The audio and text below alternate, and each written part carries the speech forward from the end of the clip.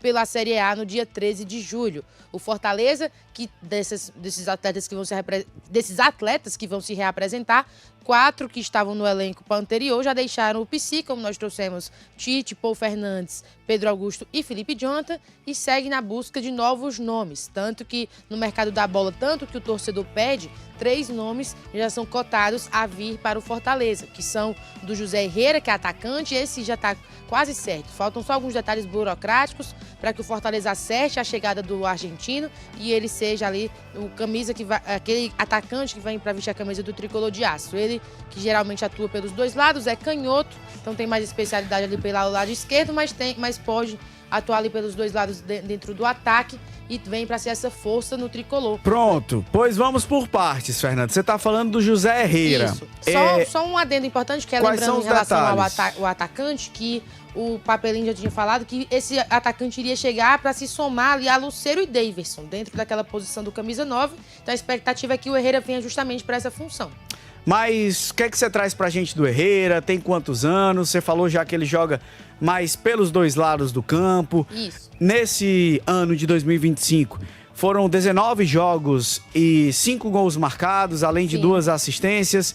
Traz mais informações pra gente desse primeiro possível reforço, já que é ele quem você disse que tá mais certo, tá mais encaminhado, não é isso? Isso, foi a apuração que nós fizemos aqui pelo Diário do Nordeste. Ele que está atualmente ainda vinculado ao Argentino Júnior, tem essa perspectiva de chegar mais rápido aqui ao Tricolor de Aço. Tem 22 anos, atuou no Campeonato Argentino, fez 19 partidas, marcou 5 gols e é uma aposta de Juan Pablo Vojvoda, tem a confiança do treinador argentino.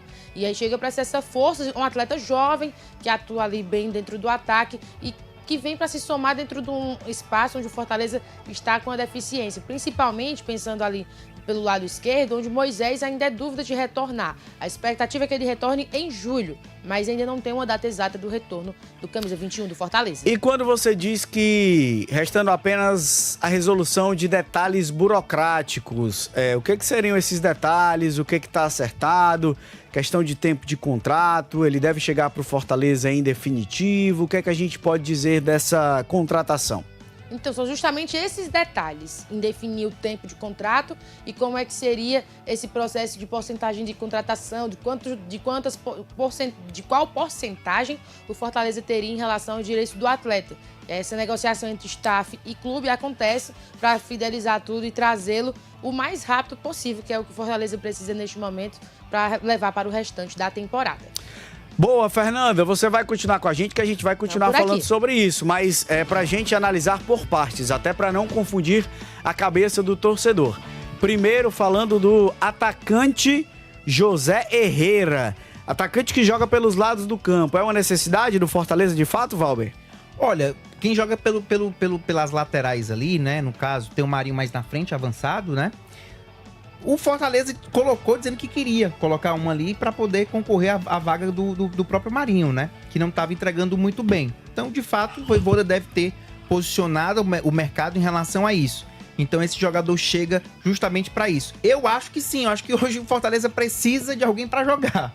Jogar e jogar bem, né? Não que o Marinho não tenha jogado bem em algumas partidas. Jogou bem, mas deixa a desejar em alguns certos momentos aí, principalmente com aquele queda cai demais, que ninguém entende por que o jogador brasileiro tem isso, né? Tem essa mania. Você vê aí um Mundial de Clubes, o jogador caiu, não vai pra canto nenhum, né? Quando joga, principalmente Libertadores também, né, André? Que é o que o Fortaleza tá disputando. Quando o jogador cai, não tem falta, não existe falta. Então, de fato, eu acho que, inclusive, acompanhando o mercado e vendo o que é que o Fortaleza está atrás e as peças que o Fortaleza tem pra buscar, quem tá a par disso tudo é o próprio Vojvoda. Eu acho que o próprio Vojvoda está indo ao mercado, viu?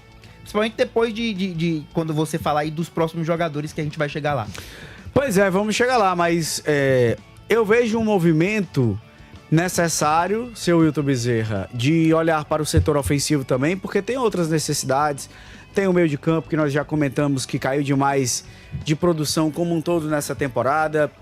O sistema defensivo também deve ser olhado ali com cuidado. Você tem laterais que são bons nomes, mas que não estão rendendo nessa temporada. No lado esquerdo, principalmente, tanto é que o Mancuso é improvisado em alguns momentos.